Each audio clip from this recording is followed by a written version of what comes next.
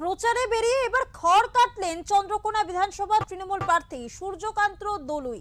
দিনের শুরুতেই তিনি ভগবন্তপুর ২ নম্বর অঞ্চলের চাষিবাড়, সাউবেরিয়া, পারুলিয়া সহ একাধিক গ্রামে বাড়ি বাড়ি গিয়ে সাধারণ মানুষের সঙ্গে কথা বলেন এবং তাদের সমস্যার খোঁজ খবর নেন। এদিনের প্রচারে এক ব্যতিক্রমী ছবি ধরা পড়ে। জনসংযোগ করতে গিয়ে এক কৃষক পরিবারের বাড়িতে গিয়ে গরুর জন্য খড় কাটতে দেখা যায় প্রার্থী সূর্যকান্ত দলুইকে।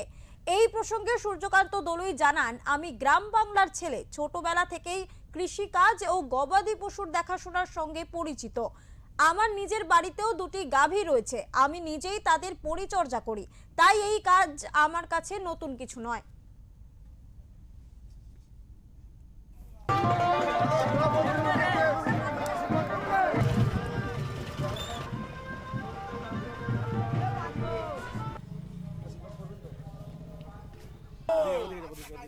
জয় বাংলা। তো আমার বাড়িতেও দুটো গাই গরু রয়েছে, আমি কাটি। এটা খালি প্রচারে এসে কাটানো। তো দাদা কাটছিল, আমি বললাম যে দাদা দেখি আমি এক কাটি কাটতে পারি নাকি, এই আর কি।